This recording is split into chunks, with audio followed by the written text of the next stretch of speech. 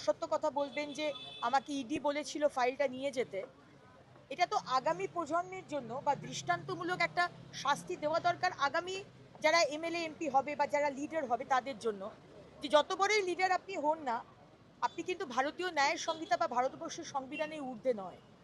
সুতরাং আমাদের সাধারণ মানুষ হিসেবে আমার মনে হয় যে মাননীয় মুখ্যমন্ত্রী মমতা বন্দ্যোপাধ্যায়কে একটা দৃষ্টান্তমূলক শাস্তি দেওয়া দরকার। এফআইআর এবং দরকার হলে একটা শাস্তি, অ্যারেস্ট করা হোক, যাতে আগামী প্রজন্ম এইটা থেকে একটা শিক্ষা পায় যে তুমি মুখ্যমন্ত্রী মানে তুমি যে কোনো জায়গায় ঢুকে সেখানে রেড বন্ধ করে দেবে, ফাইল নিয়ে চলে আসবে, সেটা কিন্তু সম্ভব না।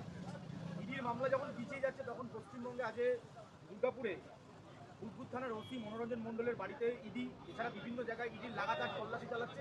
এই কয়লা কেলেঙ্কারি, কয়লা মামলা ইডি তল্লাশি, মানে এরকম একটা ওসি প্রশাসনের মাধ্যমেই দুর্নীতির টাকা লেনদেন হয় বলে মনে হয়। তো খুব খুব স্পষ্ট, খুব ক্লিয়ার, জলের মতো স্বচ্ছ। কারণ আজকে যেভাবে দুর্নীতি ছড়িয়েছে, এটা তো একটা one of a kind incident নয়।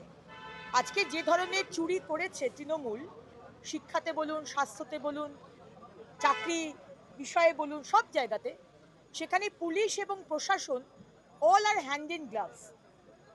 এটা ইনস্টিটিউশনালাইজ হয়েছে, ওপর থেকে নিচ অবধি সবাই ভাগ করে নিয়েছে টাকা। সুতরাং থানার ওসিও যে টাকা নিয়েছে সেটা তো অবাক হওয়ার কিছু নেই, দে আর কমপ্লিটলি ইনভলভ। কিন্তু ওসির থেকেও হয়তো আরও বড় কেউ তার মাথার উপর আছে, তো এখন ওসিকে ইমপ্লিকেট করা হচ্ছে, কিন্তু এভরিবডি ইজ ইনভলভ। এক দুজন ছাড়া মানে আপনি তৃণমূল মানেই হচ্ছে চোর, যে কথাটা আমরা বলি, এভরিবডি ইজ ইনভলভ। মুখ্যমন্ত্রী দিল্লি ছুটে যাওয়া এসআইআর নিয়ে কি মনে হচ্ছে? মুখ্যমন্ত্রী কি নিজেই চাইছেন যে সঠিক সময় ভোট না হোক, রাষ্ট্রপতি শাসন হোক, সিম্প্যাথি নিয়ে পশ্চিমবাংলা ফের একটা বৈতরণী পার করা যাবে? দেখুন, আমরা তো সেটা বলতে পারবো না। আর রাষ্ট্রপতি শাসনের কথা মহামহিম রাষ্ট্রপতি বলতে পারবেন, আর আমাদের ইলেকশন কমিশন বলতে পারবেন, আর আমাদের রাজ্যপাল বলতে পারবেন। যদি সময় মতো যদি এসআইআর না কমপ্লিট হয়, আর 5ই মে রাত্রির 12টার মধ্যে যদি সরকার, নতুন সরকার না গঠন হয়, তাহলে রাষ্ট্রপতি শাসনের দিকে এগোবে। কিন্তু তার আগেও এখনো কিছু সময় রয়েছে। 14 তারিখ বা 17 তারিখের মধ্যে যদি স্বচ্ছ ভোটার রোল ইলেকশন কমিশন প্রকাশ করতে পারেন, সেই মতো নোটিফিকেশন হবে, তারপরে আপনাকে 45 দিন অ্যারাউন্ড দিতে হবে ইলেকশনের।